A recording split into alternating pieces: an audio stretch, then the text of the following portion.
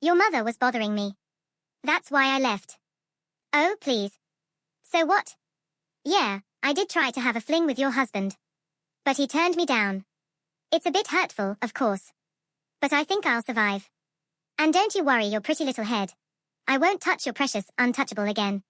Irina got married young, at 20. Her mother, Svetlana, had just turned 39. The young couple moved into their own place, which Irina saw as a huge plus. No one was interfering, telling them how to live or build their relationship. For 2 whole years, Irina was happy. Irina's husband, Vlad, was transferred to another city for work. The young family was provided with housing. Their near future plan was to buy their own apartment in the metropolis. Vlad earned good money. They started saving. By that time, Irina's mother had already divorced her father. She didn't give her daughter a reason, just said they had grown apart.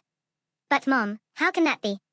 You lived together for so many years, and suddenly you've grown apart. Irina was indignant. Don't dwell on it, her mother brushed her off.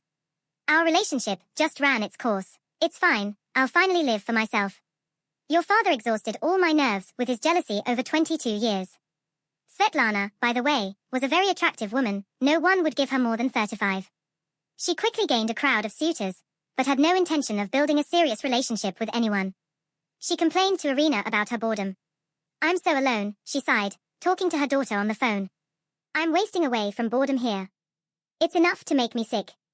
Come visit, Mom, take your mind off things. Irina would immediately start persuading her. You can see us, see how we've settled in. Stay for a couple of weeks, and everything will get better. After much persuasion, her mother agreed to come. Vlad picked up his mother-in-law and brought her home. Irina set the table, and they spent the evening together. On the very second day, her dear mother announced her desire to go to a nightclub. Irina, why are you moping around at home? Her parent asked, trying on a sparkling mini dress. You're young. Let's go dancing. Mom, what clubs? Irina was surprised. I'm fine at home. I have a husband, in case you forgot. So what? Svetlana waved her hand. I'm not suggesting you cheat on him. Just have a little fun. You've been cooped up in these 4 walls for too long. And besides, I don't want to go alone. Mom, are you serious? Irina crossed her arms. I'm a wife, not a party girl. Please, sweetie. I'm so lonely. You wouldn't leave me alone in an unfamiliar place, would you? What if something happens to me? Irina gave in. The desire to help her mother outweighed her reluctance to go to the club. Okay, she sighed. Just this once. And no dancing until we drop. Svetlana clapped her hands joyfully. That's my girl. Now let's find you an outfit, and you'll be the star of the dance floor. Irina sighed. Her mother hadn't behaved like this before. After the divorce from her father, she had changed completely. The loud music, flashing lights, and crowds of strangers irritated Irina. She felt out of place, unlike her mother, who seemed to be enjoying every minute. Mom, maybe we can go now. Irina shouted, trying to be heard over the music. It's too noisy here. I'm tired. Are you kidding? Svetlana replied, swaying to the beat. The fun is just starting. Irina had to drag her mother out of the club by force. Her parent resisted until the last moment. Let's stay a little longer. Irina, why are you acting like an old woman? Mom, I'm tired. Vlad called, he's worried. Let's go, I've already called a taxi. Look, that interesting young man is staring at us. We should introduce ourselves. Irina rolled her eyes and dragged her mother to the exit. They rode home in silence. Svetlana made it clear with her entire demeanor that she was offended by her daughter. Mom, you're not 20 years old to be jumping around clubs. Irina couldn't hold back when they got home. What? I can't have fun at my age. Her mother was offended. I look young, I feel young. And anyway, nightclubs are exactly what I need right now. Mom, you're over 40. Aren't you ashamed to be dancing half naked among young people at your age? Oh, don't start. Her mother brushed her off. According to you, I should just call it a day and crawl to the cemetery. Should I sit in the kitchen? What is there to do? Bake pies for grandchildren I don't have. And it seems I won't have them anytime soon. Irina let her mother's remark go in one ear and out the other. They weren't in a hurry to have children. They had so much they wanted to do first. Svetlana stayed with her daughter for 2 weeks and then announced, I'm staying here. I like it here. Irina wasn't thrilled. Her mom was causing a lot of problems. She didn't recognize her parent at all. Constant partying, some clubs, after which she would come home drunk, or sometimes not come home at all. Irina didn't complain to her mother. First, what's the point of lecturing an adult? And second, Irina thought that this way, even if not very decent, her mom was just running away from loneliness. Mom, what about your apartment? Your job? Oh, don't worry, her mother waved her hand. I've thought it all through. Have you forgotten what I do for a living? I've already rented out my apartment, called my boss, and agreed on a transfer. Good realtors are needed everywhere. San Sanik was just complaining recently that they might have to close the branch in this city. Said they're not meeting their targets. So I'll come and put things in order. Irina didn't say anything. Vlad, who was present during the conversation, remained silent. Later, in private, he told his wife, "Is this really necessary? Why can't she live back there? Why do we need extra problems? Vlad, I can't just kick her out. How do you imagine that? Sorry, Mom, now get out. Let her stay for a little while. I'll talk to her later, ask her to move out." Vlad, please don't be mad. Vlad had to accept the situation. His conscience wouldn't allow him to kick his mother-in-law out. Svetlana, however, quickly started feeling like the mistress of someone else's apartment. Both Irina and Vlad were increasingly on the receiving end of her criticism. She had complaints about everything, how they dressed, when and what they ate. Vlad got the worst of it. Vlad, why did you leave a dirty cup on the table? Didn't your mother teach you to clean up after yourself? Am I supposed to do the dishes for you? Vlad, a decent man must wear a suit and tie. You're a department head, what's with the jeans? Take off that rag right now. She didn't forget about Irina either. Her mother thought her daughter wasn't taking good enough care of her. Hello, youngsters. Why is the laundry basket full? There's no place to put clothes. Irina, wash everything immediately. Irina, I'm sick of your rice with raw fish. Cook something normal. Make some borscht, for heaven's sake. Vlad was irritated by his mother-in-law's presence. He endured it for a couple of months, but then arguments started between the spouses. They argued quietly, behind closed doors, so that, God forbid, dear mom wouldn't hear. Irina, I think it's time for your mom to go home, Vlad hissed at his wife after another dressing down. Is she really bothering us? Irina whispered. Vlad, why are you starting? Mom is taking care of us in her own way. This isn't care. Irina, she's bothering us. Vlad exploded. She's constantly interfering, ordering us around, meddling in things that aren't her business. She needs to go home. That's an interesting way to think. How can I kick her out? I'm not asking you to kick her out, Vlad unexpectedly softened. Just talk to her, tell her it's time for her to return to her own life. Or at least, Irina, have her stop interfering in our personal life. The last thing I need is my mother-in-law choosing what I wear. The conversation ended in a fight.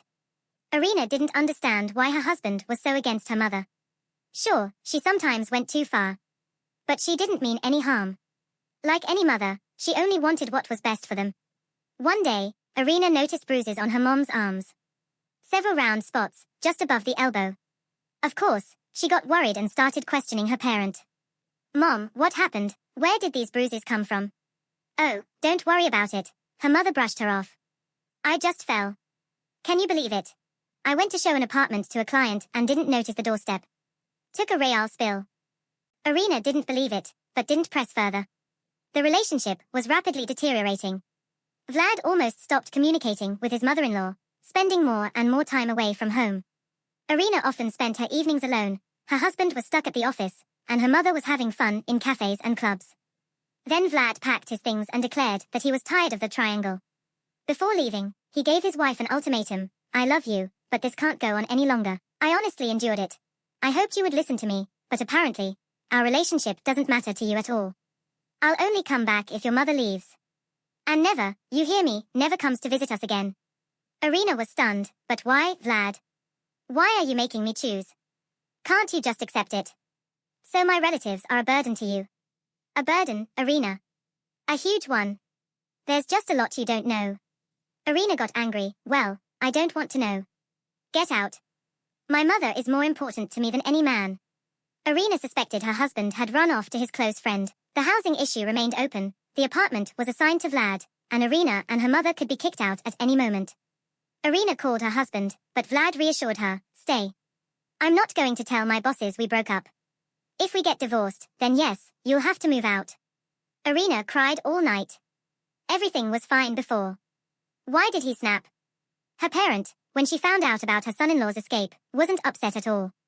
She shrugged and said, well, good riddance. It just wasn't meant to be. Why do you need a husband who sets conditions? Irina was hurt. Her husband left because of her mother, and she didn't even comfort her. For a second, it seemed to Irina that her parent didn't care about her. After Vlad left, Svetlana completely let loose. If before she just hung out in clubs and drank, now she was meeting men and sometimes bringing her suitors back to her daughter's apartment to spend the night. Irina objected, tried to forbid her mother from these escapades. But who listened to her? Irina now felt like a guest in her own apartment. Her mother lived her own life, and depression washed over Irina. Her husband communicated with her very reluctantly, answered messages intermittently, could go several days without answering her calls. Irina had no idea how to get out of this difficult situation. They lived apart for 3 months. Irina hadn't lost hope of getting her husband back. Gathering her courage, she insisted on a meeting. It was impossible to live in such uncertainty. Her husband's phrase, "There's a lot you don't know," kept nagging at her. They met at a cafe. They ordered coffee, sat in silence for a long time, not looking at each other. Irina was the first to break the silence. Vlad, I don't understand what's happening. You left, we barely talk. Can your hatred for my mother really outweigh your love for me? Vlad sighed. Irina, I kept quiet for a long time. I didn't want to upset you. It's not hatred, it's disgust and revulsion. Your mother. What do you mean? She came on to me. Grabbed my crotch. Tried to kiss me. When she barged into the bathroom in the morning and tried to get in the shower with me, I couldn't take it anymore. I grabbed her by the arms and pushed her out of the room. Do you know what she told me? That she's much better than you, more experienced and uninhibited. Why on earth would I want that, Irina? Irina was stunned for a minute. Her mom tried to steal her husband. That can't be. It can, Irina, it can. Believe me. I was shocked too. Of course, I immediately put her in her place, but she didn't calm down. I'm tired of tolerating this filth. So that's where her bruises came from. Vlad frowned. Yeah, she told me I gave her those bruises. And she even presented it in a disgusting way. She said she liked the roughness. Irina, I have to get to work. If you decide to restore our family, please kick your mother out. As long as she's there, I won't come back. Call me if you need anything. Vlad threw a bill on the table and left. Irina sat in the cafe for a long time, staring out the window with unseeing eyes. She couldn't believe what she had heard. Her mom, the closest person in the world, turned out to be a traitor. But even worse, she had made her husband look bad. She went over the last few months in her head, trying to find any confirmation of Vlad's words. And then it hit her. It was all true. She remembered how her mom walked around the house in a revealingly short and open robe. She remembered how she always asked Vlad, not Irina, to fasten her dress, necklace, or chain from behind, arguing that men's hands are more deft, and you have long nails. She remembered other little things that had seemed innocent before. But now everything fell into place and formed a disgusting picture. Irina returned home. Her mother, as usual, was getting ready for a date. She was standing in front of the mirror, putting on lipstick. Mom, we need to talk, Irina said quietly, entering the room. Oh, don't start nagging. I don't have time, she brushed her off. I'm running late. We'll talk later. No, Mom, now. How could you? Why did you try to steal my husband? Her mother turned pale abruptly. Where did you get that idea? She babbled. Who told you? Doesn't matter, Irina cut her off. How could you, Mom? He's my husband. Nothing happened. He made it all up. Lied to you, and you believed him. Don't lie to me. Vlad told me about the shower. About everything. Svetlana glared at her daughter. Listen, you fool. A good affair strengthens a marriage. Better with me than with someone else. Look at him. Ran to complain. Don't look at me like that. Nothing happened between us. Calm down and live your life in peace. I promise I won't touch your Vlad anymore. I already have a man. Svetlana, bypassing her daughter, frozen in horror, left for another date, and Irina, as soon as the door slammed behind her mother, rushed to pack her things. She no longer wanted to see the person who gave her life. Irina and Vlad got divorced. She couldn't bring herself to go back to her husband. She returned to her hometown, got a job, and is trying to forget everything like a bad dream. She lives with her father. He, by the way, after everything that happened, revealed the real reason for the divorce. It turned out her mother had cheated on him with some student. Her father, as it turned out, had put up with her affairs for many years. Irina no longer communicates with her parent. And she isn't particularly eager to maintain contact with her daughter either.